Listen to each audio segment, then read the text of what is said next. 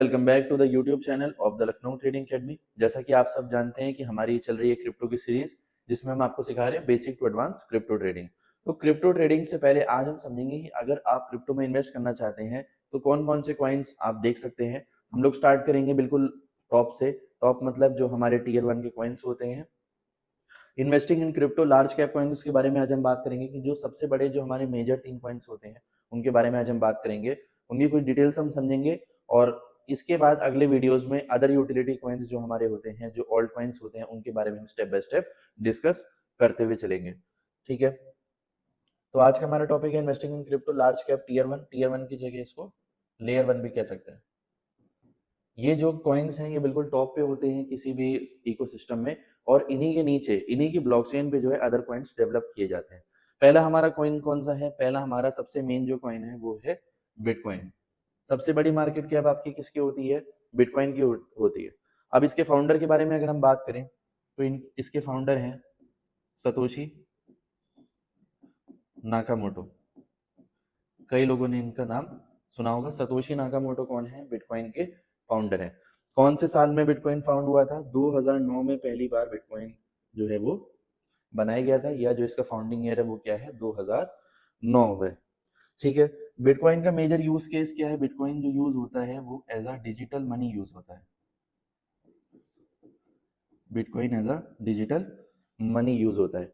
ठीक है, ये बात हो गई हमारी बिटकॉइन की। फाउंडर कौन हमारे हुए? सतोशी नाकामोटो हुए। 2009 में ये फाउंड हुआ, और ये इसका यूज केस क्या है? Digital money. आपके पास जो भी फिजिकल पैसा है उसको अगर आपको वर्चुअल वर्ल्ड में यूज करना है तो बिटकॉइन इसी एम के साथ बनाया गया था। Decentralised finance. ठीक है, उसके बाद इथेरियम के हमारे फाउंडर कौन है? आप लोगों ने कई सारे मीम्स देखे होंगे कि my whole life depends on this person. तो उसमें जो इंसान आपको पतला सा शॉर्ट्स पहने हुए दिखता है वही हमारा इथेरियम का फाउंडर है, जिसका नाम है विटालिक ब्यूटेरिन। इन्होंने क्या किया था? बिटकॉइन को सॉरी इथेरियम को फाउंड किया था। कौन सी ईयर में आपका इथेरियम आया था? इथेरियम हमारे पास आया था 2015 में। इथेरियम का फाउंडिंग ईयर कौन सा है? 2015। इसका अगर हम यूज केस देखें तो इसका यूज केस होता है स्मार्ट कॉन्ट्रैक्ट्स। मतलब इथेरियम आपको एक एडवांस टेक्नोलॉजी प्रोवाइड करता है ताकि आप उसके ब्लॉकचेन पे, उसके इकोसिस्टम पे अपने कॉइन्स को डेवलप कर सके। बड़ी बड़ी कंपनियां हैं वो इथेरियम की ब्लॉकचेन पे वर्क करती हैं। क्यों? क्योंकि ये फास्ट एंड रिलायबल सर्वर आपको प्रोवाइड करता है, और बहुत ही कम टाइम में आप इसमें बड़े बड़े टास्क परफॉर्म कर सकते हैं। ठीक है, उसके बाद हमारा जो थर्ड मोस्ट फेमस कॉइन है जिसको हम कहते हैं सोलाना, SOL सोल। इसके जो फाउंडर हैं वो कौन है? एनाटोली। इनके फाउंडर का नाम क्या है? एनाटोली। सोलाना सबसे ज्यादा फेमस है अपने मीम कॉइन्स के लिए, तो इसके बारे में हम डिस्कस करेंगे कि मीम कॉइन्स क्या होते हैं और उसमें हम कैसे पैसा बना सकते हैं। ठीक है, इसका जो फाउंडिंग ईयर है उसके बारे में आप लोग मुझे कमेंट सेक्शन में बताएंगे। ठीक है, सोलाना कौन सी ईयर में पाया गया था, ये आज आप लोगों का होमवर्क है। आप लोग मुझे बताएंगे कि Solana was founded in which year. Comment section में जिसका भी आंसर सही होगा उनके लिए एक स्पेशल रिवॉर्ड रहेगा लखनऊ ट्रेडिंग अकेडमी की तरफ से। ठीक है, उसके बाद आपका सोलाना का मेन यूज केस क्या है? देखो, जितने भी ब्लॉकचेन अवेलेबल है उसमें की one of the high speed blockchain है और लो कॉस्ट है इसकी। इथेरियम पे जैसे अभी आप वर्क करेंगे तो उस पर आपकी जो कॉस्टिंग है वो काफ़ी ज़्यादा पड़ेगी अगर आप कोई भी ट्रांजेक्शन उस पर करते हैं। ट्रांजेक्शन कॉस्ट जो है हर ब्लॉकचेन की अलग अलग होती है, तो इन कंपैरिजन सोलाना की जो ट्रांजेक्शन कॉस्ट है वो काफ़ी आपकी कम है। ठीक है, अगर हम इनको एक बार में समराइज करें तो बिटकॉइन जो है हमारा वो मनी, मतलब बिटकॉइन को बनाने का जो मेन फोकस था वो मेन फोकस था मनी फोकस था। यानी पैसे से रिलेटेड जितनी भी आपकी जो यूटिलिटी है वो कौन सॉल्व करता है? बिटकॉइन सॉल्व करता है।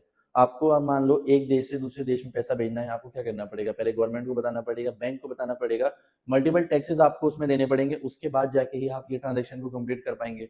लेकिन बिटकॉइन के आने के बाद ये सारा प्रोसेस डिसेंट्रलाइज हो गया। किसी भी सेंट्रल एजेंसी का इसमें कोई भी हाथ अब नहीं है।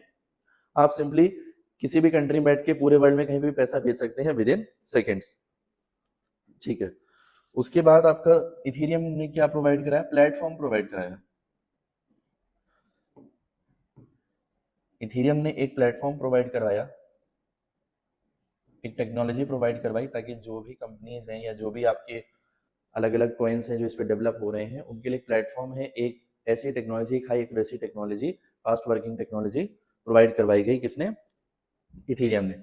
सोलाना का जो मेन फोकस था वो किस पे था? स्पीड पे था भाई, जो भी काम हो वो फास्ट हो जाए, हर ट्रांजेक्शन को क्या किया गया?